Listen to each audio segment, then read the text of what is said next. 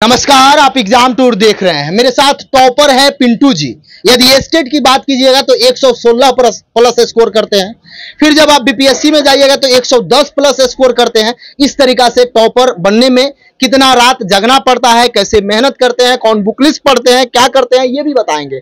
दूसरी बात यह है 6 to 8 में भी इनका रिजल्ट है, 9th 10th में भी रिजल्ट है। ऐसी संख्या बहुत तादाद में है। यदि इनसे फिर से रिवाइज करके रिजल्ट दे दिया जाए टीआरई 3 में तो लगभग हजारों घर में फिर से रोशनी फैल सकती है। तो आप सभी देखिएगा इनका रणनीति क्या था। मैथमेटिक्स के टॉपर हैं पिंटू जी, आपका स्वागत है एग्जाम टूर में। धन्यवाद। इससे पहले टीआरई 1 दिए थे क्या? जी दिए थे। कहाँ छठे? वो बीएड के कारण बाहर कर दिया गया था। उस समय स्टेट हमारा नहीं था, केवल प्राइमरी के लिए थे। टीआरई 2 कहाँ पहुंचे? टाई ब्रेकर से छट गए। कितना कष्ट हुआ होगा जब टीआरई 2 में आप छठे टाई ब्रेकर? हाँ, उस सरकार की गलत पॉलिसी थी कि मतलब एक ही बच्चे को 3 जगह का रिजल्ट था, इसके कारण छट चुके थे। 3 जगह रिजल्ट। इस बार भी 3 जगह आप ही का 2 जगह हुआ? जी, मेरा ही 2 जगह हुआ। लेकिन इस पर तो सरकार को संज्ञान लेना पड़ेगा कि कम से कम या तो वेटिंग लिस्ट का प्रावधान करे या तो फिर 1.5 गुना रिजल्ट दे, या तो फिर डॉक्यूमेंट वेरिफिकेशन पहले कर दे, उसके बाद मतलब पहले 11-12 करा ले, उसके बाद 9-10 करा ले, उसके बाद एक ही जगह कोई ज्वाइन कर। हाँ, एक ही जगह कर। नहीं तो फिर हमारे बहुत सा पार्टी हमारे खुद के तैयारी करने वाले लोग बाहर हो गए हैं। कई सारे मित्र आपके बाहर हो गए टाई ब्रेकर से। पिछले बार भी टाई ब्रेकर से, इस बार भी टाई ब्रेकर से। अभी लगभग हम 10 टॉपर का रिजल्ट इंटरव्यू किए हैं। सभी लोग यही कह रहे हैं कि हम 5 बार अपना रिजल्ट देखे, 10 बार रिजल्ट देखे। कोई तो ये कह रहा है कि विश्वास नहीं हो रहा था, फिर जब 2-3 बार मिलाए तब हुआ कि मेरा ही नाम है। आपके साथ ऐसा हुआ था? नहीं, तो हम शुरू से जान रहे थे कि टॉप 10 में रहेंगे, लेकिन ये नहीं टॉप 10। हाँ, एग्जाम देने के बाद से भी, और जो फाइनल आंसर किया आया था, लेकिन ये नहीं जान रहे थे कि टॉप 3 में आएंगे। लेकिन जैसे ही पीडीएफ खोले तो मेरा तीसरा स्थान पर ही नाम था। रोल नंबर मिला तो मेरा ही खुद था। सबसे पहले किनको बताया तीसरा स्थान देखकर? सबसे पहले तो पापा को बताया। उसके बाद सर को कॉल किए। कौन सर को कॉल? गोस्वामी सर को कॉल किए। गोस्वामी सर से आप पढ़े? जी। तो फिर वही गोस्वामी सर को फोन किया, फिर उसके सगे संबंधी थे उनको सबको बताया। जैसे आप जो तैयारी किए थे, क्या केवल इनके यहाँ पढ़े थे या कोई बुक वगैरह पढ़े थे? क्या मैथमेटिक्स के लिए? उसके बाद जीएस पर चर्चा करेंगे या पहले जीएस पर कर लेते हैं? जीएस के लिए क्या था आपका? जीएस के लिए मेरा था कि दृष्टि था, दृष्टि थे और क्विक रिवीजन जो आता है।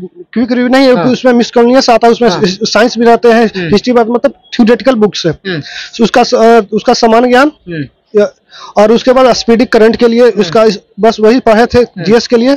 और मैथ के लिए सर जो पढ़ाया उसको पढ़े। उसके बाद जो टॉपिक पढ़ा है वो टॉपिक एनसीईआरटी से और आरएस सवाल पहले सॉल्व कर लिए, और उसमें भी कहीं डाउट हुआ तो फिर सर से पूछते। टीआरई 2 में कितना स्कोर कर रहे थे मैथमेटिक्स टोटल, मतलब 9th 10th?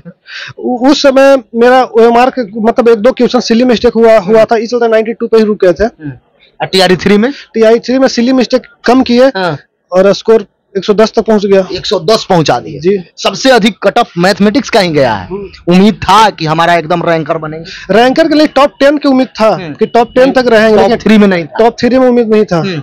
क्या कहिएगा जो विद्यार्थी इस बार छट गए, उनको क्या बताइएगा? कहाँ मैथमेटिक्स में विशेष ध्यान देना चाहिए? कैसे सर आपके लिए कारगर हुए? इन सारे चीज पे सर हमें सबसे ज्यादा फोकस करते थे। शुरू स्टार्टिंग में हम भी कैलकुलेटिव ज्यादा मिस्टेक करते थे, माइनर मिस्टेक कैलकुलेशन के लिए। तो बच्चे भी वही करते हैं कि मतलब क्वेश्चन सॉल्व किए, फार्मूला अप्लाई किए, और अप्लाई करने के बाद सॉल्व नहीं करते, लगता है कि हो गया, और वहीं पर जाके एग्जाम में कैलकुलेशन मिस्टेक कर देते। सबसे ज्यादा पहले कैलकुलेशन मिस्टेक करना है, और दूसरा प्रैक्टिस में रहना है।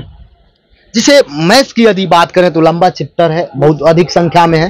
किस पर विशेष फोकस करना चाहिए आपके अनुसार? टीआरई 1 भी आप देखे होइएगा क्वेश्चन, टीआरई 2 भी देखे होइएगा, टीआरई 3 तो आप निकाले हैं, क्योंकि जो भी विद्यार्थी होते हैं प्रीवियस देखते हैं। कहाँ आपको लगा कि सबसे हार्ड प्रश्न पूछा गया? तो पहले तैयारी करने से पहले तो हम प्रीवियस ईयर देखें कि भाई किस चैप्टर का कितना वेटेज है, और उस वेटेज के अनुसार हम किस चैप्टर में सबसे ज्यादा हम कमजोर हैं, पहले उसको हम क्लियर किए।